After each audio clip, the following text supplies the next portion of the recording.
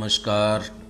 मैं प्रोफेसर सुभाष, हिंदी विभाग, कुरुक्षेत्र विश्वविद्यालय कुरुक्षेत्र से आपके साथ चर्चा कर रहा हूँ मजदूरी और प्रेम निबंध के बारे में। आदमियों की तिजारत करना मूर्खों का काम है। सोने और लोहे के बदले मनुष्य को बेचना मना है। आजकल भाप की कलों का दाम तो हजारों रुपया है, परंतु मनुष्य कौड़ी के 100 बिकते हैं। सोने और चांदी की प्राप्ति से जीवन का आनंद नहीं मिल सकता। सच्चा आनंद तो मुझे मेरे काम से मिलता है। मुझे अपना काम मिल जाए तो फिर स्वर्ग प्राप्ति की इच्छा नहीं। मनुष्य पूजा ही सच्ची ईश्वर पूजा है। मंदिर और गिरजे में क्या रखा है? ईंट, पत्थर, चूना। आज से हम अपने ईश्वर की तलाश मंदिर, मस्जिद, गिरजा और पोथी में न करेंगे। अब तो यही इरादा है कि मनुष्य की अनमोल आत्मा में ईश्वर के दर्शन करेंगे। यही आर्ट है, यही धर्म है। मनुष्य के हाथ ही से तो ईश्वर के दर्शन कराने वाले निकलते हैं। मनुष्य और मनुष्य की मजदूरी का तिरस्कार करना नास्तिकता है। बिना काम, बिना मजदूरी, बिना हाथ के कला कौशल के विचार और चिंतन किस काम के?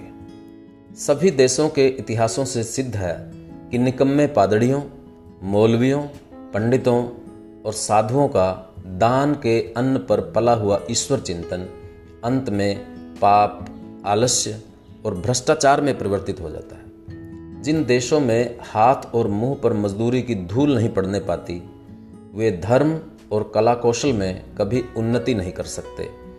पद्मासन निकम्मे सिद्ध हो चुके हैं। यही आसन ईश्वर प्राप्ति करा सकते हैं, जिनसे जोतने, बोने, काटने और मजदूरी का काम लिया जाता है। लकड़ी, ईंट और पत्थर को मूर्तिमान करने वाले लुहार, बढ़ई, मेमार तथा किसान आदि वैसे ही पुरुष हैं जैसे कि कवि, महात्मा और योगी आदि। उत्तम से उत्तम और नीच से नीच काम सब के सब प्रेम शरीर के अंग हैं। निकम्मे रहकर मनुष्यों की चिंतन शक्ति थक गई है।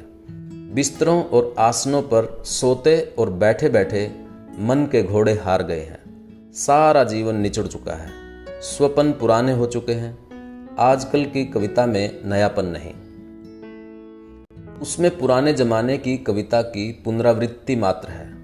इस नकल में असल की पवित्रता और कुंवारेपन का अभाव है। अब तो एक नए प्रकार का कला कौशल पूर्ण संगीत साहित्य संसार में प्रचलित होने वाला है। यदि वह न प्रचलित हुआ तो मशीनों के पहियों के नीचे यदि वह न प्रचलित हुआ तो मशीनों के पहियों के नीचे दबकर हमें मरा समझिए। यह नया साहित्य मजदूरों के हृदय से निकलेगा। उन मजदूरों के कंठ से यह नई कविता निकलेगी जो अपना जीवन आनंद के साथ खेत की मेड़ों का, कपड़े के तागों का, जूते के टांकों का, लकड़ी की रगों का, पत्थर की नसों का भेदभाव दूर करेंगे। हाथ में कुल्हाड़ी, सिर पर टोकरी, नंगे सिर और नंगे पांव, धूल से लिपटे और कीचड़ में रंगे हुए ये बेजबान कवि जब जंगल में लकड़ी काटेंगे, तब लकड़ी काटने का शब्द इनके असभ्य स्वरों से मिश्रित होकर वायुयान पर चढ़ दसों दिशाओं में ऐसा अद्भुत गान करेगा कि भविष्यत के कलावंतों के लिए वही ध्रुपद और मलार का काम देगा। चरखा कातने वाली स्त्रियों के गीत संसार के सभी कौमी गीत होंगे। मजदूरों की मजदूरी ही यथार्थ पूजा होगी। कला रूपी धर्म की तभी वृद्धि होगी, तभी नए कवि पैदा होंगे, तभी नए ओलियों का उद्भव होगा। परंतु ये सब के सब मजदूरी के दूध से पलेंगे।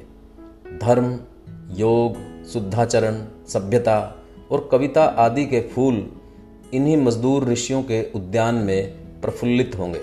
मजदूरी और फकीरी का महत्व थोड़ा नहीं। मजदूरी और फकीरी मनुष्य के विकास के लिए परम आवश्यक हैं। बिना मजदूरी किए फकीरी का उच्च भाव शिथिल हो जाता है। फकीरी भी अपने आसन से गिर जाती है। बुद्धि बासी पड़ जाती है। बासी चीज़ें अच्छी नहीं होती। कितने ही उम्र भर बासी बुद्धि और बासी फकीरी में मग्न रहते हैं, परंतु इस तरह मग्न होना किस काम का।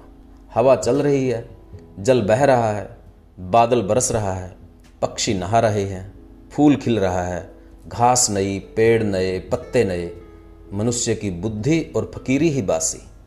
ऐसा दृश्य तभी तक रहता है जब तक बिस्तर पर पड़े पड़े मनुष्य प्रभात का आलस्य सुख मानता है।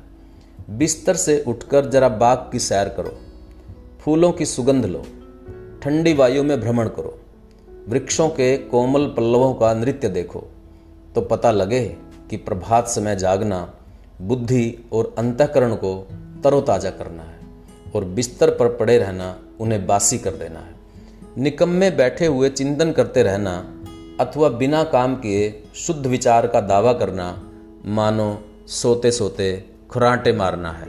उनका चिंतन बासी, उनका ध्यान बासी, उनकी पुस्तकें बासी, उनके लेख बासी, उनका विश्वास बासी और उनका खुदा भी बासी हो गया है। इसमें संदेह नहीं कि इस साल के गुलाब के फूल भी वैसे ही हैं जैसे पिछले साल के थे, परंतु इस साल वाले ताजे हैं। इनकी लाली नई है, इनकी सुगंध भी इन्हीं की अपनी है। जीवन के नियम नहीं पलटते, वे सदा एक ही से रहते हैं, परंतु मजदूरी करने से मनुष्य को एक नया और ताज़ा खुदा नजर आने लगता है। गेरवे वस्त्रों की पूजा क्यों करते हो? गिरजे की घंटी क्यों सुनते हो? रविवार क्यों मनाते हो? 5 वक्त की नमाज क्यों पढ़ते हो? त्रिकाल संध्या क्यों करते हो? मजदूर के अनाथ नयन, अनाथ आत्मा और अनाश्रित जीवन की बोली सीखो, फिर देखोगे कि तुम्हारा यही साधारण जीवन ईश्वरीय भजन हो गया है। मजदूरी तो मनुष्य के समष्टि रूप का व्यष्टि रूप परिणाम है, आत्मा रूपी धातु के गढ़े हुए सिक्के का नकदी बयाना है, जो मनुष्यों की आत्माओं को खरीदने के वास्ते दिया जाता है।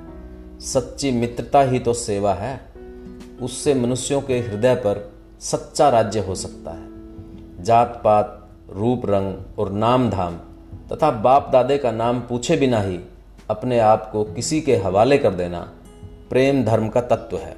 जिस समाज में इस तरह के प्रेम धर्म का राज्य होता है, उसका हर कोई हर किसी को बिना उसका नाम धाम पूछे ही पहचानता है, क्योंकि पूछने वाले का कुल और उसकी जात वहाँ वही होती है जो उसकी, जिससे कि वह मिलता है। वहाँ सब लोग एक ही माता पिता से पैदा हुए भाई बहन हैं। अपने ही भाई बहनों के माता पिता का नाम पूछना क्या पागलपन से कम समझा जा सकता है?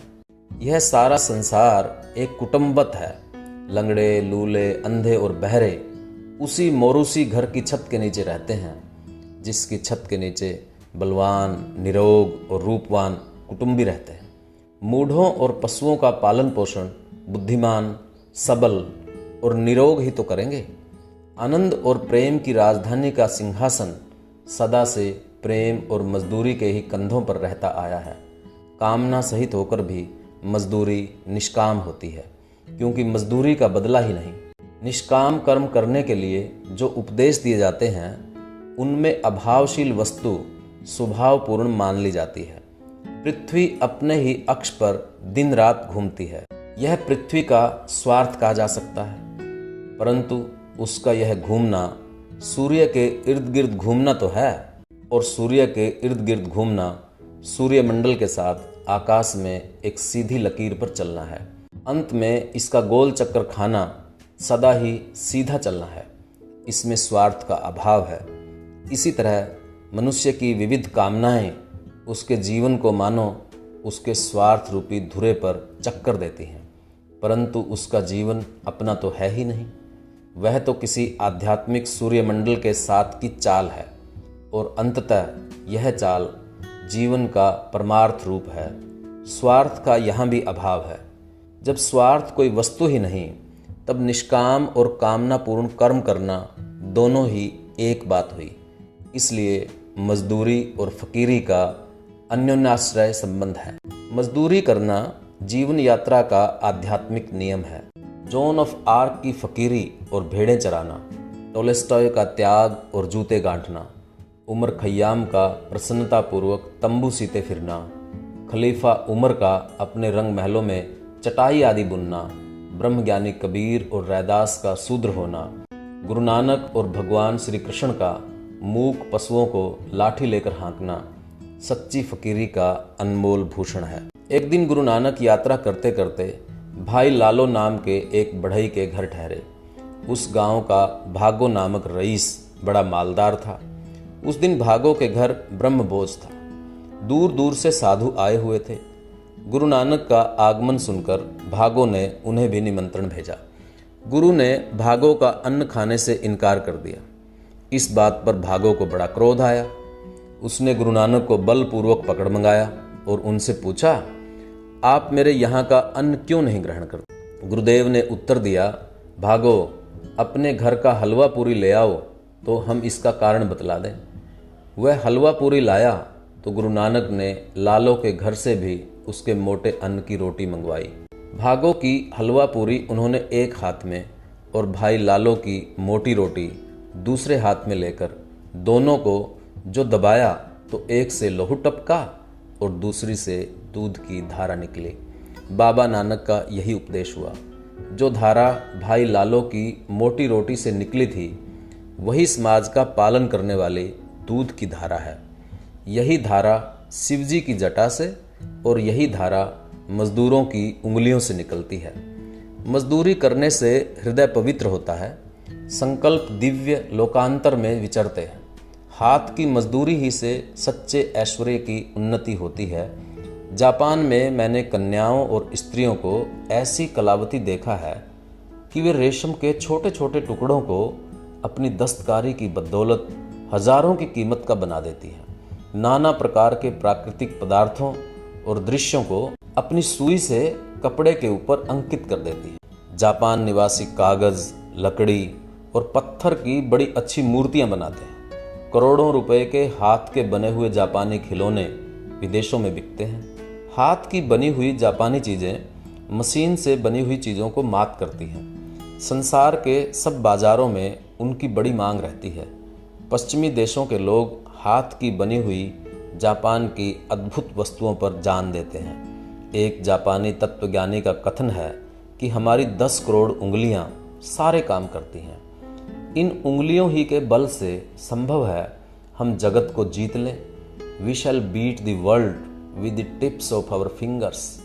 जब तक धन और ऐश्वर्य की जन्मदात्री हाथ की कारीगरी की उन्नति नहीं होती तब तक भारतवर्ष ही क्या किसी भी देश या जाति की दरिद्रता दूर नहीं हो सकती। यदि भारत की 30 करोड़ नर नारियों की उंगलियां मिलकर कारीगरी के काम करने लगे तो उनकी मजदूरी की बदौलत कुबेर का महल उनके चरणों में आप ही आप आ गिरे। अन्न पैदा करना तथा हाथ की कारीगरी और मेहनत से जड़ पदार्थों को चैतन्य चिन्ह से सुसज्जित करना, क्षुद्र पदार्थों को अमूल्य पदार्थों में बदल देना इत्यादि कौशल ब्रह्म रूप होकर धन और ऐश्वर्य की सृष्टि करते हैं। कविता, फकीरी और साधुता के ये दिव्य कला कौशल जीते जागते और हिलते डुलते प्रतिरूप हैं। इनकी कृपा से मनुष्य जाति का कल्याण होता है। ये उस देश में कभी निवास नहीं करते जहाँ मजदूर और मजदूर की मजदूरी का सत्कार नहीं होता, जहाँ शूद्र की पूजा नहीं होती। हाथ से काम करने वालों से प्रेम रखने और उनकी आत्मा का सत्कार करने से साधारण मजदूरी सुंदरता का अनुभव कराने वाले कला कौशल अर्थात कारीगरी का रूप हो जाती है। इस देश में जब मजदूरी का आदर होता था तब इसी आकाश के नीचे बैठे हुए मजदूरों के हाथों ने भगवान बुद्ध के निर्वाण सुख को पत्थर पर इस तरह जड़ा था कि इतना काल बीत जाने पर पत्थर की मूर्ति के ही दर्शन से ऐसी शांति प्राप्त होती है जैसी कि स्वयं भगवान बुद्ध के दर्शन से होती है। मुंह, हाथ, पांव इत्यादि का गढ़ देना साधारण मजदूरी है, परंतु मन के गुप्त भावों और अंतःकरण की कोमलता तथा जीवन की सभ्यता को प्रत्यक्ष प्रकट कर देना प्रेम मजदूरी है। शिवजी के तांडव नृत्य को और पार्वती जी के मुख की शोभा को पत्थरों की सहायता से वर्णन करना जड़ को चैतन्य बना देना है। इस देश में कारीगरी का बहुत दिनों से अभाव है। महमूद ने सोमनाथ के मंदिर में जो प्रतिष्ठित मूर्तियां तोड़ी थी उससे उसकी कुछ भी वीरता सिद्ध नहीं होती। उन मूर्तियों को तो हर कोई तोड़ सकता था। उसकी वीरता की प्रशंसा तब होती जब वह यूनान की प्रेम मजदूरी अर्थात वहाँ वालों के हाथ की अद्वितीय कारीगरी प्रकट करने वाली मूर्तियां तोड़ने का साहस कर सकता। वहाँ की मूर्तियां तो बोल रही हैं, वे जीती जागती हैं, मुर्दा नहीं। इस समय के देवस्थानों में स्थापित मूर्तियां देखकर अपने देश की आध्यात्मिक दुर्दशा पर लज्जा आती है। उनसे तो यदि अनगढ़ पत्थर रख दिए जाते तो अधिक शोभा पाते। जब हमारे यहाँ के मजदूर, चित्रकार तथा लकड़ी और पत्थर पर काम करने वाले भूखों मरते हैं, तब हमारे मंदिरों की मूर्तियां कैसे सुंदर हो सकती हैं। ऐसे कारीगर तो यहाँ शूद्र के नाम से पुकारे जाते हैं। याद रखिए, बिना शूद्र पूजा के मूर्ति पूजा कि वहाँ कृष्ण और शालग्राम की पूजा होना असंभव है। सच तो यह है कि हमारे सारे धर्म कर्म बासी ब्राह्मणत्व के छिछोरेपन से दरिद्रता को प्राप्त हो रहे हैं। यही कारण है जो आज हम जातीय दरिद्रता से पीड़ित हैं। पश्चिमी सभ्यता मुख मोड़ रही है। वह एक नया आदर्श देख रही है। अब उसकी चाल बदलने लगी है। वह कलों की पूजा को छोड़कर मनुष्यों की पूजा को अपना आदर्श बना रही है।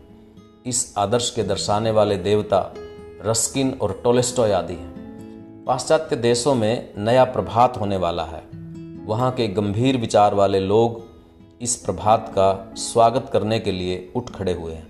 प्रभात होने के पूर्व ही उसका अनुभव कर लेने वाले पक्षियों की तरह इन महात्माओं को इस नए प्रभात का पूर्व ज्ञान हुआ है। और हो क्यों ना, इंजनों के पहिए के नीचे दबकर वहाँ वालों के भाई बहन नहीं, उनकी सारी जाति पिस गई। उनके जीवन के धुरे टूट गए। उनका समस्त धन घरों से निकलकर एक ही दो स्थानों में एकत्र हो गया। साधारण लोग मर रहे हैं। मजदूरों के हाथ पांव फट रहे हैं। लहू चल रहा है। सर्दी से ठिठुर रहे हैं। एक तरफ दरिद्रता का अखंड राज्य है, दूसरी तरफ अमीरी का चरम दृश्य। परंतु अमीरी भी मानसिक दुखों से विमर्दित है।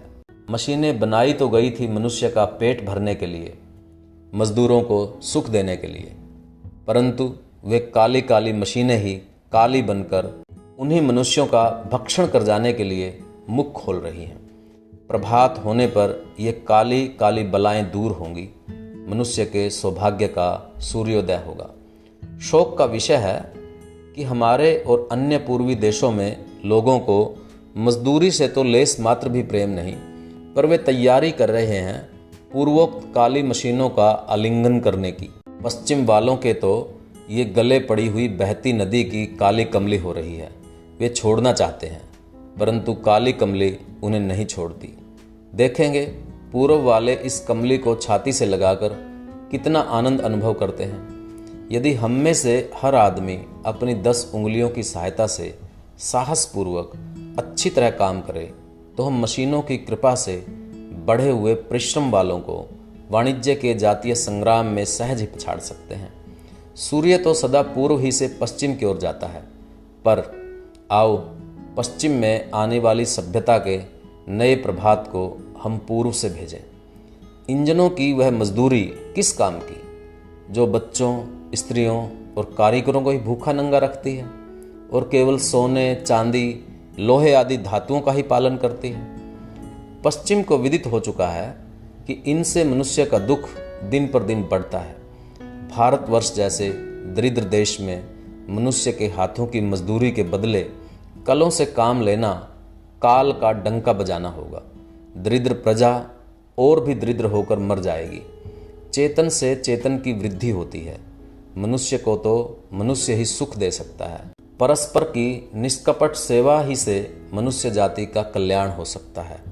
धन एकत्र करना तो मनुष्य जाति के आनंद मंगल का एक साधारण सा और महातुच्छ उपाय है। धन की पूजा करना नास्तिकता है। ईश्वर को भूल जाना है।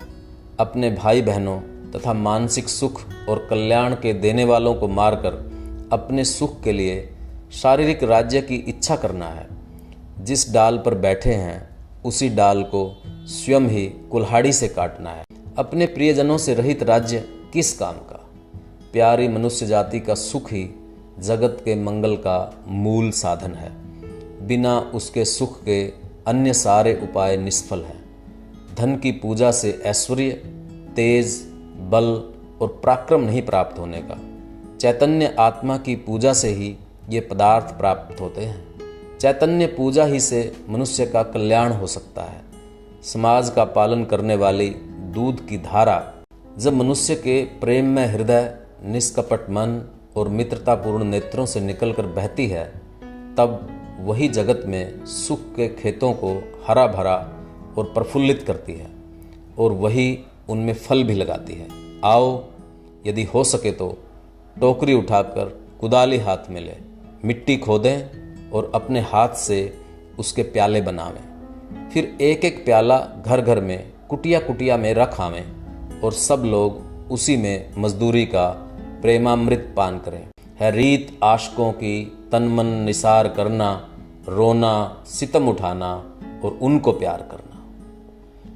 दोस्तों, ये था सरदार पूर्ण सिंह का निबंध मजदूरी और प्रेम, जो 1912 ईस्वी के सितंबर माह में प्रकाशित हुआ था। आपने महसूस किया होगा कि इस निबंध में जिस तरह से मनुष्य की मेहनत को रेखांकित किया गया है और उसे ही धर्म का, मुक्ति का, मोक्ष का, ईश्वर का, मनुष्य के आनंद का, खुश रहने का, हर चीज़ का मूल माना है। यदि कोई भी सभ्यता मनुष्यों को दरिद्र करती है और भौतिक वस्तुओं का अंबार लगाती है, तो वो मनुष्य के लिए, वो मनुष्य मात्र के लिए सही नहीं है। और दोस्तों, आज भी ये निबंध उतना ही प्रासंगिक है, क्योंकि जिस तरह से श्रम का अवमूल्यन हो रहा है, श्रमिक की जो दुर्दशा हो रही है, एक तरफ दौलत के ढेर लग रहे हैं और दूसरी तरफ दरिद्रता की खाई, ऐसे माहौल में ये निबंध हमें याद करवाता है अंदर की मनुष्यता को और व्यवस्था के अंदर किस तरह से उसे स्थापित किया जाए, इस ओर हमारा ध्यान खींचता है। उम्मीद है दोस्तों, आपको ये निबंध पसंद आया होगा। आप इसे आगे बढ़ाइए। मिलते हैं किसी और निबंध के साथ। तब तक के लिए धन्यवाद।